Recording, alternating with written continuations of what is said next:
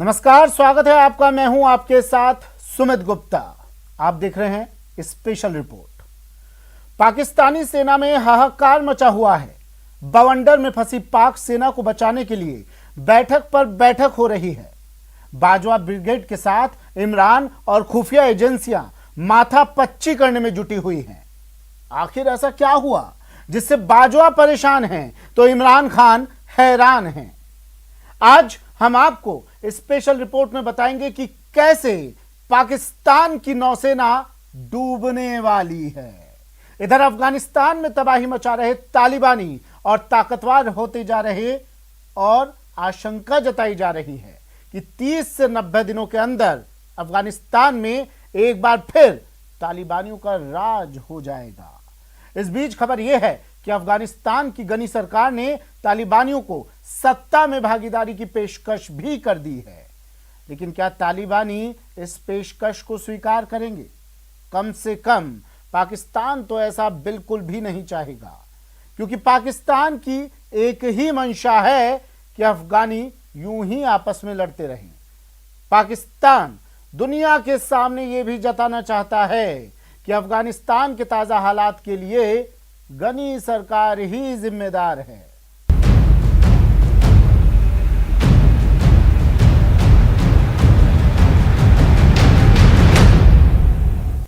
पाकिस्तान की राजधानी इस्लामाबाद में बैठकों का दौर चल रहा है। पाकिस्तान की सरकार, वहां की सेना और खुफिया एजेंसी ISI के लोग माथापच्ची कर रहे हैं। आप सोच रहे होंगे कि ऐसा क्या हो गया कि सरकार और सेना घबराई हुई है। दरअसल पाकिस्तानी दशकों पुराने 3 जंगी हथियार अब कबाड़ बन चुके हैं। ये वो हथियार हैं जिनके बलबूते पाकिस्तान के हुक्मरान भारत को समंदर में चुनौती देने का दम भरते थे। तो देखिए अब तक के सबसे बड़े बवंडर में फंसी इमरान आर्मी कश्मकश पर हमारी ये एक्सक्लूसिव रिपोर्ट।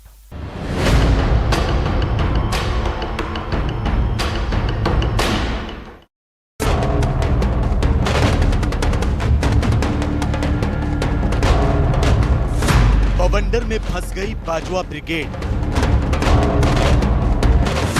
बर्बाद हुई पाकिस्तान की नौसेना, रक्षा कवच टूटने से परेशान इमरान। अपने आका चीन के इशारे पर पाकिस्तान हिंद महासागर में भारत से बराबरी का सपना देखता रहा है। पाकिस्तान की नौसेना भारत के समुद्री इलाके में घुसपैठ करने की जुर्रत भी कर चुकी है, लेकिन हर बार उसे मुंह की खानी पड़ी, हर बार उसे दुम दबाकर भागना पड़ा। मगर अब इमरान खान और उनके सिपह सालार जनरल कमर जावेद बाजवा अपनी नौसेना को लेकर कुछ ज्यादा ही फिक्रमंद हैं। इतने परेशान कि बाजवा सैन्य अधिकारियों के साथ लगातार मीटिंग कर रहे हैं, पाकिस्तान की समुद्री सीमा की रक्षा करने के उपाय तलाश रहे हैं। इस्लामाबाद में हड़कंप मचा है और इसकी वजह यह है कि तकनीकी खराबी की वजह से पाकिस्तान नौसेना की केवल 2 पनडुब्बियां ही ड्यूटी पर तैनात हैं। पाकिस्तान की 5 में से 3 अगोस्ता क्लास सबमरीन पूरी तरह कबाड़ हो चुकी हैं, लिहाजा ये तीनों पनडुब्बियां अभी समुद्र में नहीं उतर सकती। रक्षा जानकारों की माने तो अगले साल के मध्य तक पाकिस्तान को केवल 2 पनडुब्बियों से ही काम चलाना होगा। मतलब ये कि पाकिस्तान की समुद्री सीमा की सुरक्षा दांव पर लग चुकी है, उसका रक्षा कवच टूट चुका है, जिसका फायदा दुश्मन कभी भी उठा सकता है। एक रिपोर्ट के मुताबिक पाकिस्तान की केवल 2 सबमरीन अगोस्ता 90B और अगोस्ता 70 ही अगले साल के मध्य तक समंदर की निगहबानी कर पाएंगे। बताया जा रहा है कि पाकिस्तान की अगोस्ता 70 क्लास की पनडुब्बी PNS हुर्मत के इंजन में दिक्कत है और इसके इलेक्ट्रॉनिक वॉरफेयर सपोर्ट सिस्टम में भी समस्या है, लिहाजा ये पनडुब्बी अब काम करने की हालत में नहीं है।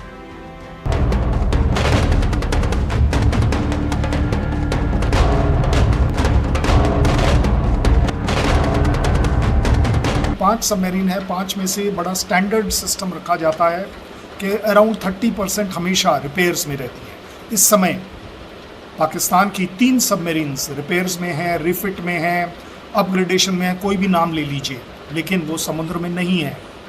अगर इंडिया पाकिस्तान का रोल अदा करे तो किसी भी समय धोखा देकर उन 2 सबमरीन को मज़ा चखाया जा सकता है। इंडिया नहीं करेगा, ये उसकी अपनी चॉइस है, बट इस समय पाकिस्तान काफ़ी हद तक घबराया हुआ होगा।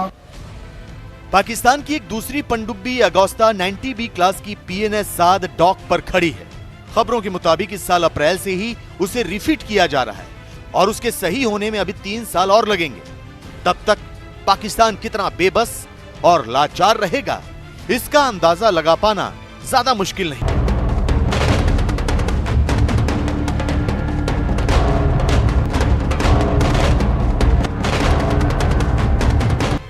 वैसे आपको बता दें कि पाकिस्तान के पास कुल 5 पनडुब्बियां हैं। PNS हशमत, जिसे 1990 में पाकिस्तान नौसेना में शामिल किया गया। PNS हुरमत, जिसे 1992 में नौसेना में शामिल किया गया। PNS खालिद, जिसे 1993 में शामिल किया गया। PNS साद, जिसे 1994 में शामिल किया गया, जबकि PNS हमजा, जिसे 1994 में पाकिस्तान की नौसेना में शामिल किया गया।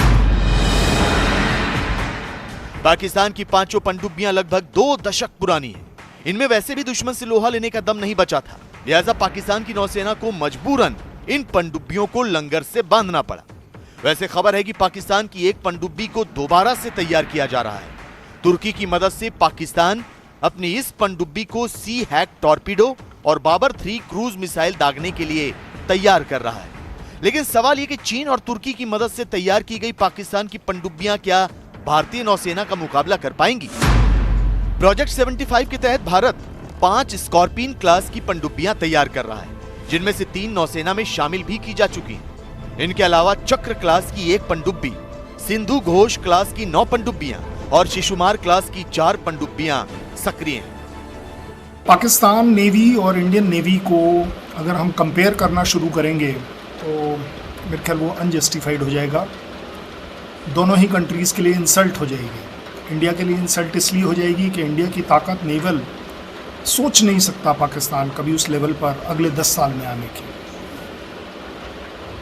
अगर आज की तारीख में सबमरीन्स को कंपेयर करा जाए तो अगर पाकिस्तान के पास सिर्फ 5 डीजल इलेक्ट्रिक सबमरीन अगर हैं तो इंडिया के पास 15 हैं, और 15 के अलावा न्यूक्लियर, वो भी एक अपने आप में बहुत बड़ा थ्रेट है।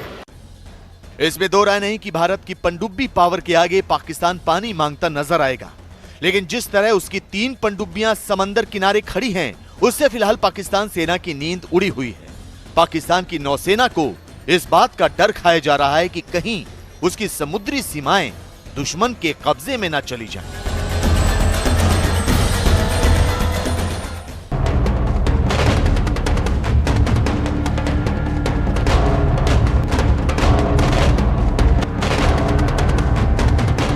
स्पेशल रिपोर्ट में वक्त एक ब्रेक का है।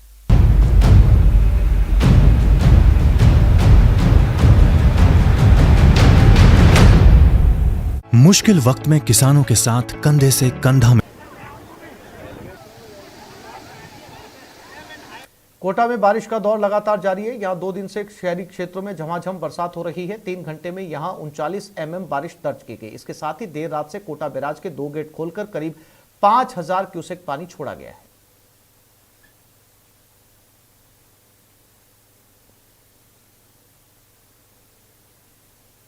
कोटा में चंबल नदी पर बने बांध पर जलस्तर बढ़ने के साथ ही अब कोटा बैराज से पानी की निकासी की जा रही है। आज 5000 क्यूसेक पानी की निकासी बैराज के 2 गेट खोलकर की जा रही है। वहीं ग्रामीण इलाकों में क्षेत्र की सभी नदियां उफान पर है। कई गांवों में जल भराव हो गया है।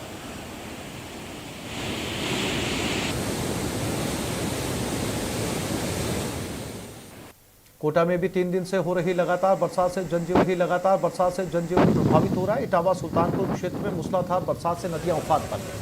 कई गांवों का संपर्क भी अब कट गया। यहां रामपुरा, शिवपुरा, गोवर्धनपुरा, करवाड़, बोरदा सहित 2 दर्जन से ज्यादा गांवों की निचली बस्तियों में पानी भर गया है।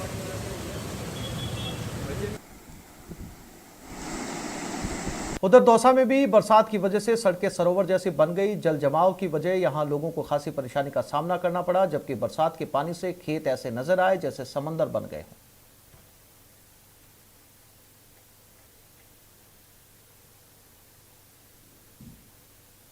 दौसा में भी लगातार भारी बरसात जारी है। यहां बारिश के बाद बांधों में ज्यादा पानी भर गया, जबकि जोधिया गांव की सरकारी स्कूल की चार दीवारी भी बारिश के चलते ढह गई।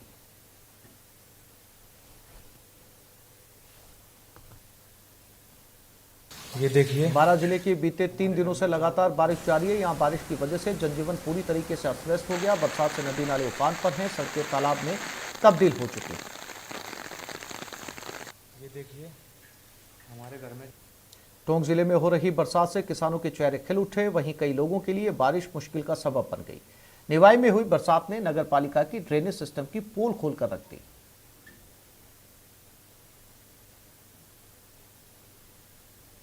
टोंक में टोडा रायसिंह टोंक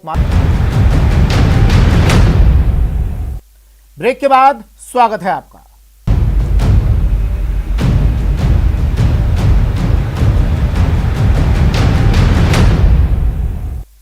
अब बात दुनिया के नए सिरदर्द तालिबान की, जो इन दिनों ऑपरेशन 90 पर काम कर रहा है।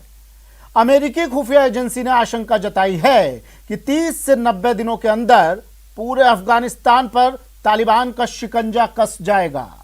तालिबान ने हेरात के पुलिस हेडक्वार्टर पर कब्जा कर इन आशंकाओं को और बल दे दिया है। इधर सूत्रों से मिल रही जानकारी के मुताबिक अब अफगान सरकार तालिबानियों से समझौता करना चाहती है और इसे लेकर सरकार ने तालिबानियों को सत्ता में भागीदार बनाने की पेशकश भी कर दी है। लेकिन सब ये बखूबी जान रहे हैं कि पाकिस्तान के रहते अफगानिस्तान में शांति स्थापना की बात ही बेमानी सी है, इसलिए वो लगातार तालिबानियों की मदद कर रहा है। दरअसल पाकिस्तान को तालिबानियों की हुकूमत में ही अपना हित दिख रहा है और पाकिस्तान ये भी चाहता है कि अमेरिका अब अफगान सरकार की कोई मदद ना करे। इसलिए वो ये साबित करने पर तुला है कि मौजूदा हालात के लिए अफगान की गनी सरकार ही जिम्मेदार है।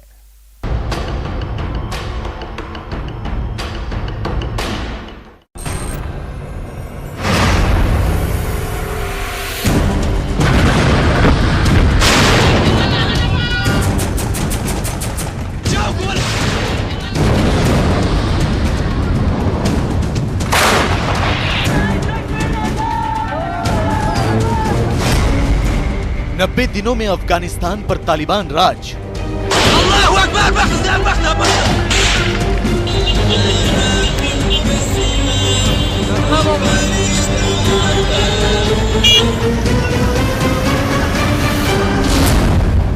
इमरान के घड़ियाली आंसुओं से जनता नाराज। The Taliban are refusing, and we tried. I tried to persuade the Taliban. This is months back, 3 or 4 months back.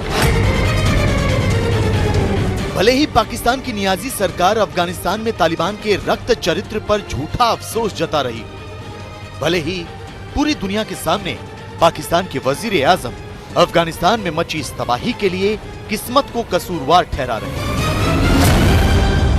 लेकिन अफगानिस्तान की आवाम को अच्छी तरह पता है कि तालिबान के हाथ में हाथ डालकर पाकिस्तान ने ही उनके मुकद्दर में मौत लिखी है।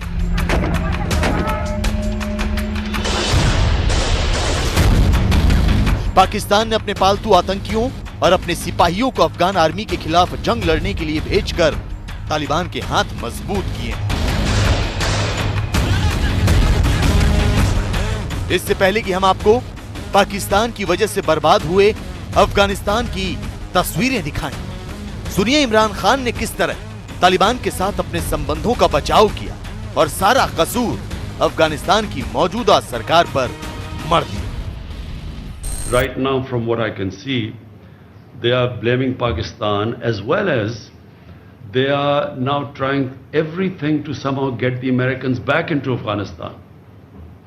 You know, the whole posturing right now is that they're blaming the Americans for this debacle, Pakistan and the Americans.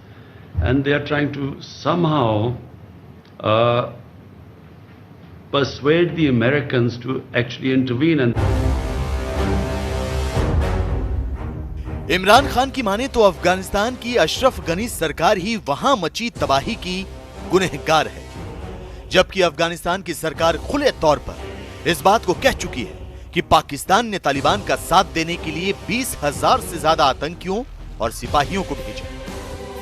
Afghan सरकार के इल्जामों को पुख्ता करते कई सबूत भी हैं। ऐसे में इमरान खान की खुद को पाक साफ साबित करने की कोशिश कभी कामयाब नहीं होगी। पाकिस्तान चाहकर भी अपने गुनाहों के दाग धो नहीं पाएगा। यही चाहेंगे कि अगर ऐसी चीज़ें हो रही हैं तो बिल्कुल बंद किया जाए। पाकिस्तान के रोल या बाहर के किसी भी कंट्री या जिस तरह से कोई नेगेटिव रोल उसमें अगर प्ले कर रहे हैं उस पर तो हम उसको तो चर्चा कर ही रहे हैं और बाकी लोगों से भी इस विषय पे आई कैन से कि वर्ल्ड में सबको मालूम है कि किस तरह का रोल हो रहा है और किस तरह के कंसर्न्स उनके हैं कि पाकिस्तान की तरफ से जिहादी एलिमेंट कह लीजिए, आतंकी एलिमेंट जो उधर अफगानिस्तान में क्या कर चुके हैं। इस पर पूरी दुनिया जानती है, हमें बताने की इतना ज़रूरत तो नहीं है। दुनिया की आंखों में, खास करके अमेरिका की आंखों में अच्छा बनना चाहता है और वो दिखा रहा है कि हम तो देखो तालिबान के साथ में नेगोशिएशंस कर रहे हैं, बातचीत कर रहे हैं, लेकिन घानी जो है प्रेसिडेंट है वो हमें इस चीज़ को स्कटल कर रहा है, करने नहीं दे रहा, उसको स्टॉल कर रहा है ताकि वो उनके दुनिया के सामने ये गुडविल क्रिएट करना चाहते हैं कि हम तो इस जो संघर्ष है इसके अंदर हम तो मदद करना चाहते हैं और यहाँ पर पीस होना चाहते हैं। लेकिन ये सब दिखावा है, घड़ियाली आंसू हैं और वो सिर्फ इससे कुछ ना कुछ फ़ायदा उठाना चाह रहा है। लेकिन असल सवाल तो यह है कि इससे सबसे ज्यादा नुकसान तो अफगानिस्तान की जनता को हुआ, जो आज अपना घर बार छोड़कर अपने ही देश में शरणार्थी की जिंदगी गुजारने को मजबूर है। ما خواهی زیر جنگ ماندیم، در زیر زد خورد ماندیم، ما را همه جای درد داد دیگه کردیم. ما یک سر خود گرفته برآمدیم، اینم یک تگریگه که اینم یک تا بایک گرفته آمدیم دیگه چیز خانه که به خلال کاروبار هم دوست داره. اگه مسلمان امور هم به کاردش حال وسیله نمیکنه از شهر بیای بخره، چون که راه ناامنه، شهر ناامنه. خود من نماینده این مارکت سروریم، یعنی باور بکنید خود شما میبینید این دیکونا روز تاشون بیای در هم سویدان हेरात में तालिबान से जान बचाकर आए ये लोग अपनी लाचारी का इजहार ही नहीं कर रहे, बल्कि पाकिस्तान को भी कोस रहे हैं, जिसने इनकी जिंदगी नर्क बनाने में तालिबान का पूरा साथ दिया। लेकिन अमेरिकी खुफिया एजेंसियों की माने तो अफगान जनता की मुश्किलें और ज्यादा बढ़ने वाली हैं। अमेरिकी खुफिया एजेंसियों के मुताबिक तालिबान अगले 30 से 90 दिन में पूरे अफगानिस्तान पर काबिज हो सकता है। हालांकि अभी भी अफगानिस्तान के 400 इलाकों में जबरदस्त जंग चल रही है, लेकिन कयास ये लगाए जा रहे हैं कि इस जंग में भी तालिबान ही बढ़त लेगा। काबुल एक बहुत बड़ी आबादी है, बहुत बड़ा टाउन है, बहुत बड़ी सिटी है और उसको अभी जो उसको प्रोटेक्ट कर रहे हैं, डिफेंड कर रहे हैं वो अफगानी स्पेशल फोर्सेस हैं, उनकी मदद से उनको डिफेंड किया जा रहा है। तो ये सारी अफवाहें हैं कि ये अफगानी की गवर्नमेंट के ऊपर प्रेशर डालने के लिए कि किसी तरह से उनके ऊपर प्रेशर डले और वो जल्दी से जल्दी हथियार डाल दें।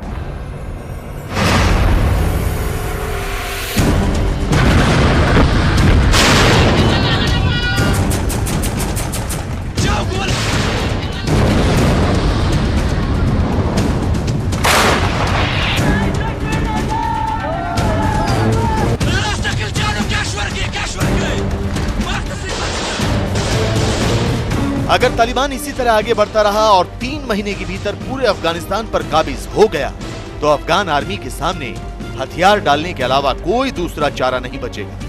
लिहाजा अमेरिकी खुफिया एजेंसियों के खुलासे के बाद अफगानिस्तान की अशरफ गनी सरकार में हड़कंप मच गया और तालिबान को मात देने के लिए अफगान सरकार ने 3 चरणों वाला मास्टर प्लान तैयार किया, जिसके तहत पहले चरण में अफगान आर्मी की हार को रोकने की कोशिश होगी, दूसरे चरण में सैनिकों को फिर से इकट्ठा करने की कोशिश होगी ताकि उनकी मदद से शहरों के आसपास सुरक्षा घेरा तैयार किया जा सके, जबकि तीसरे चरण में तालिबान के खिलाफ आक्रामक कार्रवाई शुरू की जाएगी।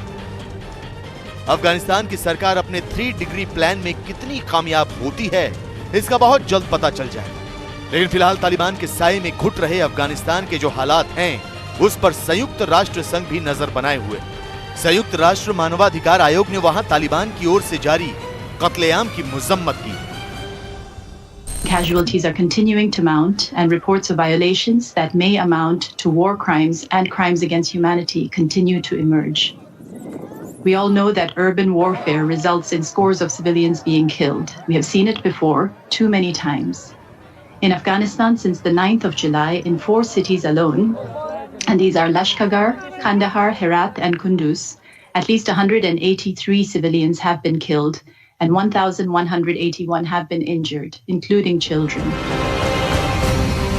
अफगानिस्तान में तालिबान लगातार अपना दायरा बढ़ाता जा रहा है। वो देश के बड़े और अहम प्रांतों की राजधानियों पर काबिज होता जा रहा है। अब तालिबान ने अफगानिस्तान के गजनी शहर पर भी कब्जा कर लिया है। तालिबान की ये पकड़ इसलिए भी चिंता बढ़ा रही है क्योंकि वो देश की राजधानी काबुल के बेहद करीब पहुंच चुका है। गजनी शहर काबुल से सिर्फ 150 किलोमीटर की दूरी पर है। गजनी 10वीं प्रांतीय राजधानी है जिस पर इसी हफ्ते तालिबान ने अपना कब्जा किया। इस्लामी इमारत मुजाहिदीन पटोल शहर के गर्जे गजमे के भी टोल और खुशहाल अशकारी इस्लामी इमारत में। अफगानिस्तान के राष्ट्रपति अशरफ गनी को भी पता है कि अब काबुल पर खतरा मंडरा रहा है, लिहाजा उन्होंने मज़ार शरीफ के लोकल मिलिशिया ग्रुप के साथ बैठक की। अफगान सरकार नहीं चाहती कि मज़ार शरीफ में तालिबान का सफेद झंडा लहराए, क्योंकि यहाँ तालिबान की एंट्री का मतलब होगा पूरे नॉर्थ अफगानिस्तान से हाथ।